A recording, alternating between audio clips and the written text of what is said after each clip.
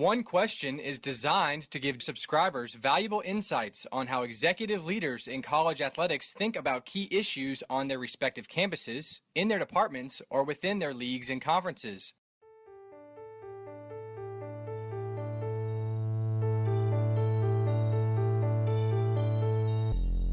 Greetings, this is Ty Brown and welcome to One Question, where we highlight executive leaders in college athletics. Our guest today is Dr. Kiki Baker Barnes. Dr. Barnes is the athletics director at Dillard University. Greetings. Thanks for joining us. Thank you for having me. Dr. Barnes, I have you on here, because you've accomplished a lot. You're very well decorated, and you look at what you've done, right? You took over there at Dillard just after Hurricane Katrina and had to rebuild the whole athletics department. And of course, you know, athletics is the window to the world, so that was probably very important for Dillard.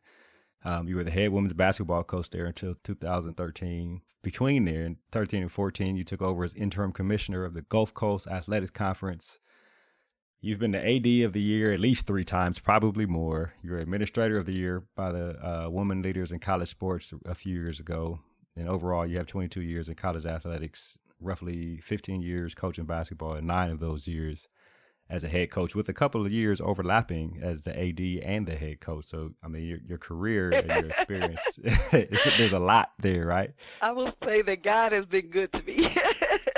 Yeah, I mean, there has to be some talent. There's talent, luck, and you got to be able to do things at a high level in order to be able to do all these things here. So there's all of it, right? And God too, right? All of it's a part of it. So Absolutely. I have you on here, though, because, you know, recently you were named, again, the interim commissioner of the Gulf Coast Athletic Conference.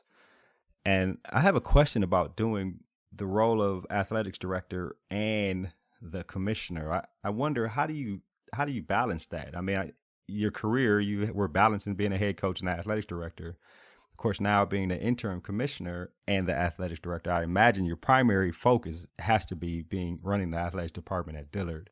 But how do you balance those 2 roles when you talk about those 2 significant roles in athletics? Yeah, well, I tell you what, first of all, I'm grateful. Let me say thank you so much for having me on, and I'm proud of the good work that you're doing with Athletic Director, you and your company. It can be difficult, let me be honest, but I have what I like to call my own little method of kind of organizing my life. And I like to call it prioritizing, strategizing, and organizing. Those are like my 3 key points of how I manage multiple roles. I think in my career, you know, sometimes you feel like you're prepared for something, like everything you've done has led up to this particular point. Well, I kind of feel like my experiences over the last 20-something years has prepared me to be able to juggle a lot. I've had to juggle across my entire career. So when I got my first head coaching job in 2000, I was head coach of the women's basketball team, but I was also the head coach of the cheer and dance team. Wow. Right. And then when I left there, I went to a junior college for a year. I was in transition, thinking about getting back into school, get my PhD. I was an assistant coach, but I also taught a class. I was a professor, as well as I ran the dorm. So then I, fast forward to Dillard University, where I was here for a year as an assistant coach, right prior to Katrina. Then Katrina hit, and they were looking for someone to come in after the prior athletic director had taken another opportunity. But it was a dual role. I had to be athletic director and head coach. And so I was able to remember, well, I've held multiple roles before. This won't be any different. And so during my first 7 years here as athletic director and coach, I held both of those roles, but also started becoming active in my association. So with NACTA, with Women Leaders, with the NAI, ADA. Those are all associations where I joined committees and participated. And so it's kind of like the juggling is something that I'm used to doing. And so I kind of feel like I was prepared for this moment now, where we are working to strengthen the conference and in transition and looking for our next leader. So you got to prioritize. I think that's very important. You have to determine what is necessary first. So when I took over, it was about a month prior to our conference track meet. And so the first thing that needs to be done is we had to pull off a conference track meet. And there were a lot of other things that were important, but when you looked at the priority, that was most important. So we prioritized getting our conference track meet off, and it went well. Then we strategized on how we were going to do that. I had to get support from some of my current staff, as well as work with the local schools. So in New Orleans, Xavier University and Southern University of New Orleans are members of our conference. So I had to work with my conference members to help pull together a strategy that would help us to work together to make it happen. And so we strategized on who was going to do what, and then made it happen. So that's kind of what I've been doing. So you mentioned three things. You talked about prioritize, strategize, and I think the last thing you said was organize. I'd like to dive into those three. I imagine your staff knows those because they fell off your tongue real easy, so you probably say them a lot. Tell me how you would define those for people who you lead with and who you work for. Okay, so prioritizing, I define that as how you determine what gets done first. So when I have opportunity, when I'm sitting with staff and we are talking about our goals or what we want, we have to determine what has to happen first in order to ensure everything else goes. So when I talk about prioritizing, that's what we're talking about first. Then we start talking about strategizing. Strategizing is what actions or steps will you take to determine how you're going to meet the particular goal or objective that you've prioritized. And so people are familiar with strategic planning, goals, objectives, action steps. Again, when we get to the strategy part, it's now here's specifically what we're going to do to meet this priority. And then organizing is what I defined as a specific task that helps me stay in line with whatever strategy we have decided we're going to take. So one of the things an example of organizing, recently, one of the things that was a priority was I had to separate how I communicate with my colleagues as athletic director at Dillard versus how I communicate with my colleagues as the commissioner of the Gulf Coast Athletic Conference. That's a priority now. So the strategy was, let's find an email system. We didn't have an email system for the conference, and so I looked into some different systems. Gmail, G Suite system is a very good system. It allows me to set up branded emails for our entire conference, not just for me, but for our conference officers, as well as provide storage and the things that are needed so that all of our communication is centralized.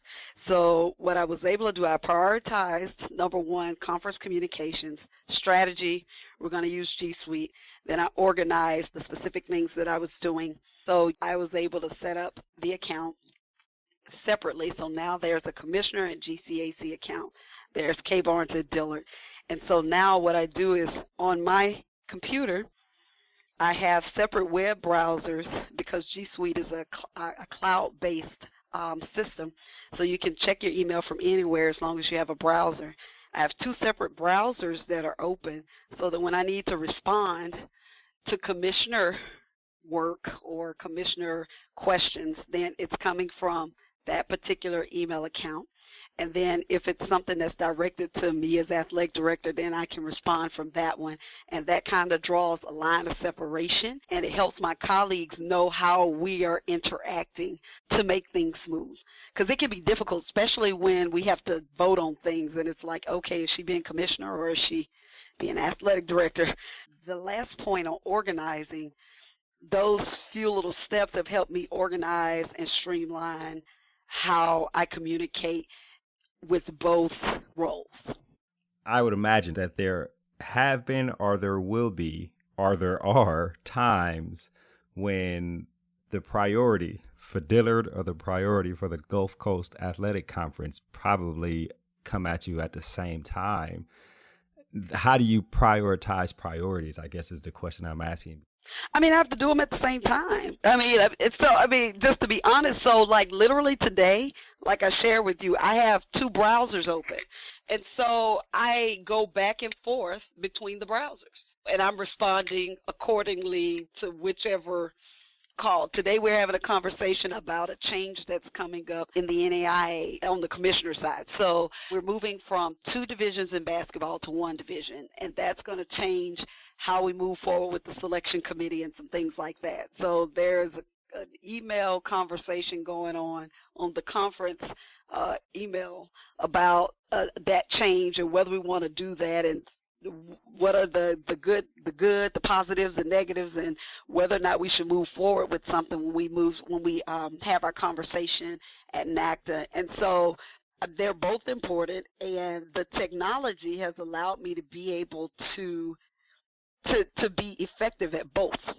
So I would say that right now, having technology, praise the Lord, is very helpful when right now what's happening at Dillard is really important, as well as what's happening with the conference is really important. Technology definitely helps with that, but let me go one layer deeper with that. When you open that browser that has the commissioner email in it, there's a level of objectivity that you have to be as a commissioner, the number of schools in the conference, the institutions, right? You know, you got to put the hat on as commissioner, objective hat. When you're looking at that Dillard email, though, what's important to Dillard is that's what needs to happen for us at this university. Going back and forth between what's important to Dillard and the objective stance of what's important to the conference has to be tough. I'd imagine that some of your colleagues on campus there, in terms of getting feedback from them, is probably important to you on the direction. It just seems like a lot to handle. So one of the things that I think is interesting, and I think I do this well, I'm a big picture person. I understand both. I've already had to do this, where I've had to say, well, this is not necessarily what we would want, but here's what would look best for the conference. And I think what has helped me in this situation is I am the advisor to the presidents. And all of them call me for different things, and they're looking for advice for what should happen for the conference. So when I speak to the presidents, I have to speak in objectivity. And I've been doing that even when I wasn't commissioner and I was in my role as president.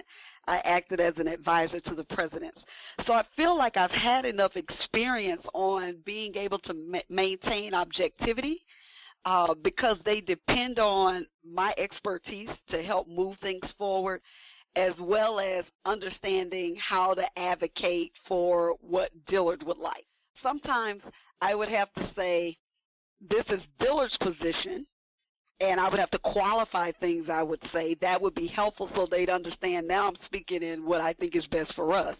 But if this is what we're going to do as a conference, here is the bigger picture in the conference perspective and what will carry us forward. So I think you flex those muscles. Leadership, you work those muscles out, the objective muscles. I've had a lot of that. So it's not hard for me. And I love the GCAC, so I've spent all my time has been here. This is where I've had the opportunity to grow my leadership. So I am very invested in the success of our conference. And so while, yes, I am the athletic director at Dillard, I also understand the bigger picture, and what is going to be best for our conference is usually going to be very, very beneficial to us individually. So I'll ask this last question here relative to the position. How involved are you with finding a permanent commissioner, or is that just on the presidents? Or tell me about that aspect of that role.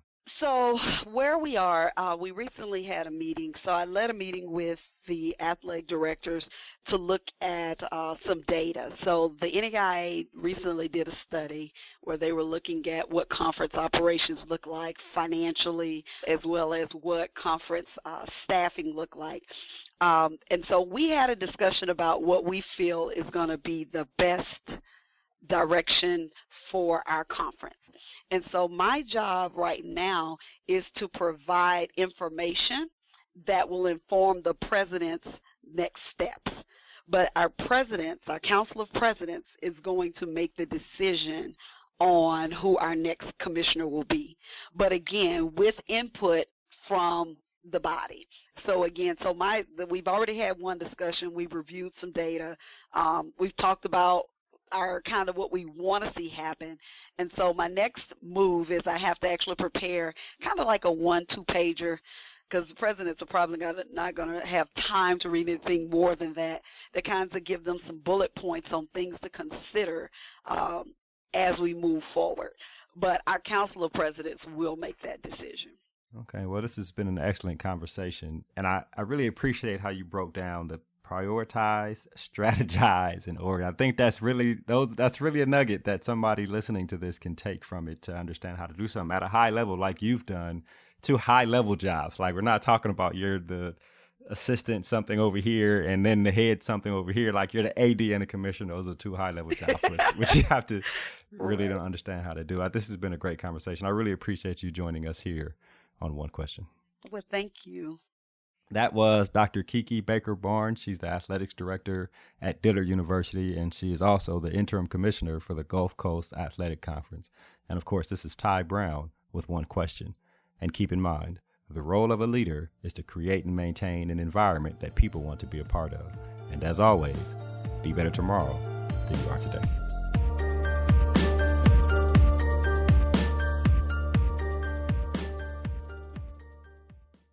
This episode of One Question is produced by Spades Media Group, solving problems using creative leadership.